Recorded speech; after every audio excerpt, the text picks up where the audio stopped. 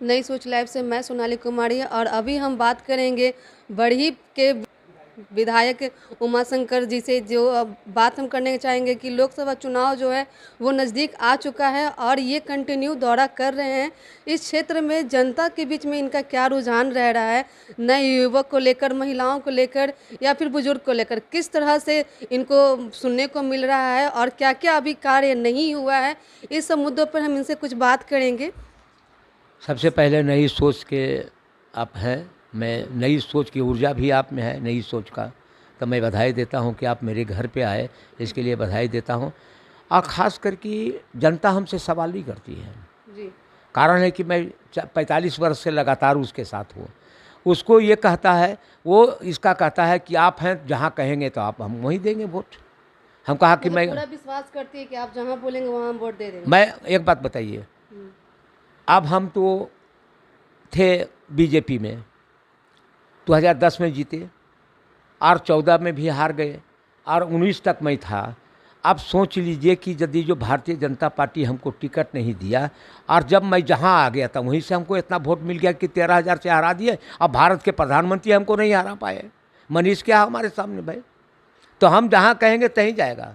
कारण है कि उसके हर दुख सुख में भी जाते हैं, दुख में भी जाते हैं और विकास के काम करते हैं, लोगों को मदद करने का काम करते हैं, तो हमारी बात तो सुनेगा ही।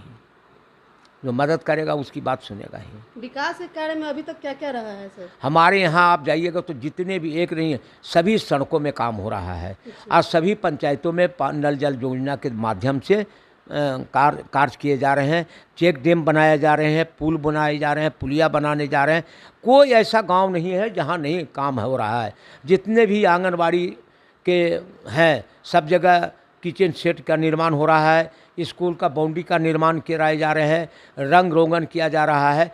माने जो विकास के जो चाहिए मूलभूत सारे विकास अभी मेरे क्षेत्र में हो रहा है। कोई भी ये नहीं कहेगा हाँ अभी ये कहता है कि ये रोड छूट गया, वो रोड छूट गया। तो हमने कहा कि कोरोना के बाद 2 ही साल काम करने का मौका मिला, 2 साल तो कोरोना में हम लोग रह गए।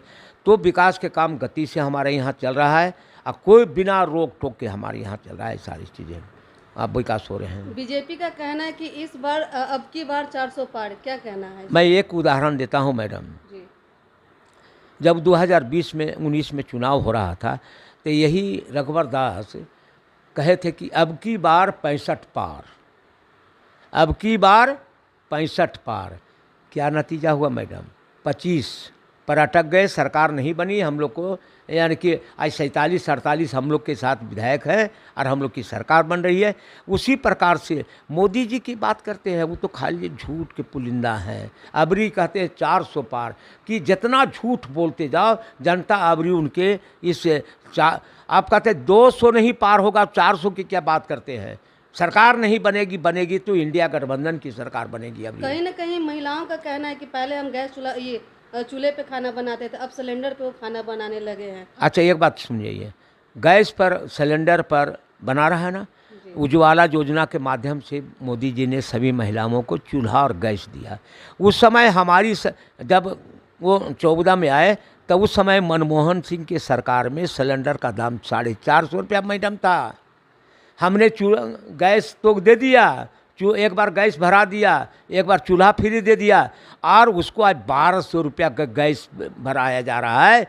और सारे गैस के टंकी है से घर में रखा गया, फिर वही लकड़ी और गोईठा पर खाना बना रहा है।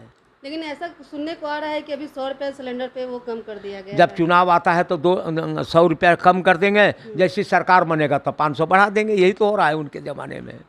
अभी तो सब कुछ दे रहे हैं, 100 रुपया का 1200 200 रुपया कम कर दिए, 150 रुपया कम कर दिए। और जैसी सरकार बनेगी, और आप लोग तो ज़्यादा प्रभावित हैं, आप लोग तो ज़्यादा प्रभावित हैं। चौका चूल्हा तो आप लोग देखते हैं, तो यही तो देखिएगा 400-450 से 12 हो गया है और फिर अभी 200 कम किए हैं ना। जैसी बना तैसी 400 बढ़ जाएगा। काहे कि उनको तो दिखाई दे रहा है अंडानी अमानी, तो ये हालत है। कांग्रेस की पार्टी बनती है तो क्या कुछ नया होगा? सबसे पहले कांग्रेस पार्टी की सरकार बनेगी तो हम लोग पहले किसानों के बारे में सोचेंगे। हम लोग बेरोज़गारों के बारे में सोचेंगे, हम मज़दूरों के बारे में सोचेंगे, हम गांव के किसानों में खेत में पानी कैसे जाए इसके बारे में सोचेंगे। हमारी सरकार जब झारखंड में बनी है तो ये हमारी सोच जो देख लीजिए वही सोच आगे बढ़ेगा। जैसे हम लोग आज हमारी सरकार जब बन गई तो हम लोग ने कोरोना के कारण से आपके जब सारे प्रवासी साथी यहाँ आ गए थे, मोदी जी तो लाने का व्यवस्था नहीं किया, मोदी जी तो रोड पर छोड़ दिया, कोई मर गया कोई ढनमना गया। लेकिन हमारी सरकार जो मुख्यमंत्री हमारे हेमंत सोरेन जी थे, उन्होंने सारे लोगों को हवाई जहाज़ से लाया, ट्रेन से लाने की व्यवस्था कराया, घर तक पहुंचाने से बस के व्यवस्था करवाया। और लेकिन मोदी जी नहीं किया।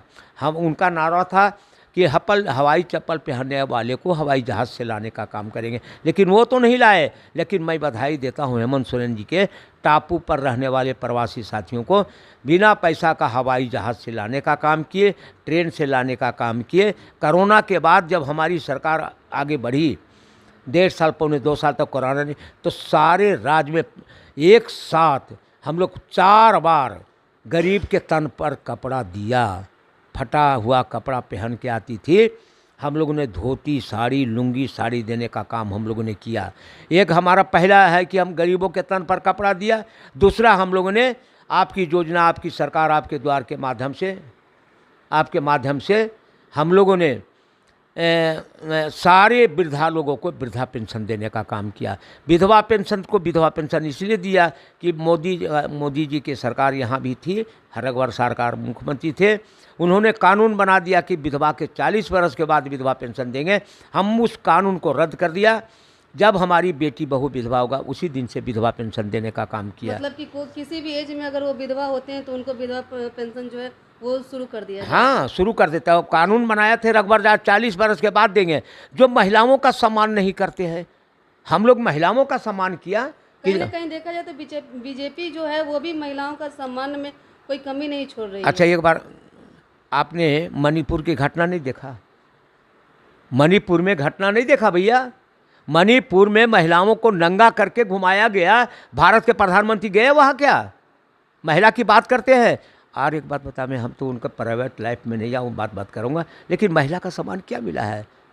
महिला का सम्मान हम लोग करना देखे हैं, हम लोग करते हैं। महिला का सम्मान मणिपुर में क्या हुआ? कभी गए तक नहीं, कभी कुछ दंडित नहीं किए। महिला का सम्मान हम लोग करेंगे। कांग्रेस पार्टी ने किया है, करता रहेगा। कांग्रेस पार्टी करेगा, बीजेपी नहीं कर सकता महिला का सम्मान। ये आप पूरे दावे के साथ कहते हैं कि बीजेपी नहीं करेगी? नहीं है तो अभी उदाहरण तो दे रहा हूँ, उदाहरण मणिपुर के दे रहा हूँ। तो क्या महिलाओं का सम्मान उन्होंने किया। एक और उदाहरण देता हूँ कि हमारे जो प्रत्याशी हैं मनीष जायसवाल जी, वो नगर निगम के नगर परिषद का चुनाव लड़ते 11-12 में लड़ रहे थे। वो अंजलि कुमारी एक अनुसूचित जाति के महिला चेयरमैन बन गई, अध्यक्ष बन गई। और यही मनीष उपाध्यक्ष बना और उस हरिजन महिला को हटा करके हैं हमारे जो प्रत्याशी हैं मनीष जायसवाल जी, वो नगर निगम के नगर परिषद का चुनाव लड़ते 11-12 में लड़ रहे थे। वो अंजलि कुमारी एक अनुसूचित जाति के महिला चेयरमैन बन गई, अध्यक्ष बन गई। और यही मनीष उपाध्यक्ष बना और उस हरिजन महिला को हटा करके अपने अध्यक्ष बन गया। जो अनुसूचित जाति की महिला का सम्मान नहीं कर सकता है वो सांसद बनने लायक है? वो यह अपमान किया है। और अपमान की बात करिएगा, भारत के प्रधानमंत्री के अपमान की बात करता हूँ, महिलाओं के बात आई तब कि आपने देखा अडवाणी जी के जब भारत रत्न की मिल रहा था, गए थे उनके घर पर, आपने फोटो देखा? प्रधानमंत्री बैठे हुए हैं कुर्सी पर और राष्ट्रपति खड़ा है। इससे बड़ा अपमान नहीं हो सकता। दलित महिला का अपमान किया। दूसरा अपमान की बात करता हूँ, पार्लियामेंट के शिलान्यास जब हो रहा था, रामनाथ कोविंद थे राष्ट्रपति, उसको शिलान्यास में नहीं बुलाने का काम किया। पार्लियामेंट बन गया तब राष्ट्रपति महिला बनी, आदिवासी महिला बनी, उद्घाटन में उस महिला को नहीं बुलाया। और आप कहते हैं कि बीजेपी महिला का सम्मान करें? जो राष्ट्रपति का, जो हमारा संविधान का रक्षक, देश का रक्षक, उसको सम्मान नहीं किया आप लोग। अब हम क्या, सभी दुनिया में देखा कि महिला खड़ी है, दलित महिला टुकुर टुकुर देख रही है। अब प्रधानमंत्री आराम से बैठे हैं। जो प्रधानमंत्री महिला को अपमान करने का काम किया है, और आप कहते हैं महिला का सम्मान वो करेगा। ये उदाहरण दे दिया। क्या आपको लगता है कि महिला सुरक्षित है आपके क्षेत्र में, या फिर? एकदम हमारे यहाँ सुरक्षित है। मैं 24 घंटा सतर्क रहता हूँ, महिलाओं का सम्मान करता हूँ। एक भी हमारे यहाँ आवेगी, सम्मान के साथ मेरे बगल में बैठेगी, चाय पिएगी, उसको खाना खिला के भेजता हूँ। महिला सुरक्षित है। 2 बार से आप विधायक के रूप में आते रहे हैं। हाँ। क्या आपको लगता है कि मंत्री बनने के लिए भी आपका कहीं ना कहीं सोच होगा? हर व्यक्ति का चाहत होती है, जी। हर व्यक्ति का चाहत है। जिस विभाग में आप हैं वो उसका आपका भी सोच होगा। तब जिस विभाग में मैं हूँ वो सोचा रहेगा कि भाई आज मंत्री बने, आज विधायक है तो कल मंत्री बन सकते हैं। मंत्री बनने के बाद वो सोचता है कि मुख्यमंत्री हम बने। तो आखिर सोच तो डेवलप करना चाहिए ना। अब हम यहीं पर रहे तो ऐसे कैसे? कहने हम लोग को सच है, इसमें दो मत नहीं है। हमारे चैनल के माध्यम से वोटर को किस तरह से संदेश आप देना चाहेंगे? मैं तो संदेश देना चाहता हूं कि यदि जो भारत को बचाना है, यदि जो संविधान को बचाना है, यदि जो किसानों को राहत दिलाना है, यदि जो मजदूरों को राहत दिलाना है, जिस प्रकार से उन्हें लौलू पॉप दे करके 15 लाख का करके उन्होंने कहा, उसका यानी कि आज जो गृह मंत्री है उन्होंने कहा था जुमला है, हमने चुनावी जुमला है, 15 लाख का घोषणा करके कहा कि मेरी गारंटी है 15 लाख हम देंगे। दिया? 15 लाख आपको मिला क्या? हमको तो नहीं मिला।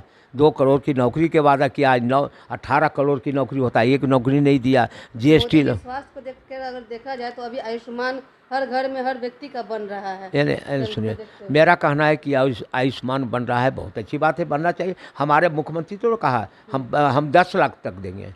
आज मैं 10 आदमी 20 आदमी को हमने जो गंभीर बीमारी से है उसको पैसा दिलाने का काम किया मुख्यमंत्री जी से। और मुख्यमंत्री यहाँ से मैंने चिट्ठी लिख दिया, उसको 50,000 रुपया जाने आने का खर्चा के लिए हम लोग 50 लोगों को हमने दिया है। प्रधानमंत्री है तो यही नहीं करेंगे का? आवास के पैसा हम लोग यहाँ नहीं दिए। क्या आपके वोटर आपके इस बारे में बोलते हैं क्या? मतलब कि आपने ये काम करवाया है? अब तो सारा लोग देखता है तो ऐसे ही 2 बार विधायक बने, माफिया को हराए हैं, इसे इतना तो सोचना चाहिए। हमारे पास बिना पैसा का विधायक अकेला ज़्यादा बनता है। हमारा जो कंपटीटर है मनोज यादव वारापति है जी। उसका एक और बता देते हैं, उसका एक साथी इजहार अंसारी, वो भी ईडी के पैसा जेल में है। अब एकरे नंबर आया हुआ है। अच्छा। उसको भी जेल जाएगा। अच्छा। हाँ, और हमारे यहाँ कहाँ है? हम लोग देखते हैं घर द्वार साधारण सा है तो कोई भी बनाता है घर, जिस प्रकार से रहते हैं हम एकदम साधारण। मैं लोहिया के समर्थक हूँ, और यानी कि भगत सिंह, चंद्रशेखर आज़ाद, अशफाक उल्लाह, राजगुरु, सुखदेव, सोहन सिंह, भागना, करतार सिंह सराबा, ये सारे, नाजिर अली शाह, ये दुर्गा भाभी, ये सारे लोगों, कर्पूरी ठाकुर, ये सारे लोगों को मैं समर्थक हूँ। मैं हमेशा सामाजिक न्याय की लड़ाई लड़ा हूँ। 50 वर्ष मेरी लड़ाई हो गया है। आज 18-20 वर्ष में हम लड़ाई लड़ा हूँ। 45-65 के हो गया है। 45 वर्ष ही धरती को जगाने का काम किया हो, महिला का सम्मान किया हो। हमारी बात को मानेंगे, और आपको चैनल के माध्यम से, नई सोच के माध्यम से बता देता हूँ। आप भेजिए कि अकेला यादव ने कहा है मनीष को 2 लाख वोटों से चुनाव हराएंगे, और आगे बढ़ते चल जाएगा तो उससे ज़्यादा बढ़ जाएगा। लेकिन मैंने घोषणा किया है 2 लाख, और 2 लाख से चुनाव हराए। उसका आदमी नहीं मिल रहा है, क्या मिलेगा? महंगाई चरम सीमा पर हो गया है, तो कहाँ से आवेगा? सबके घर में खर्चे नहीं चल रहे हैं, इसलिए इनका हालत ख़राब हो गया। भारतीय जनता पार्टी मन बना लिया।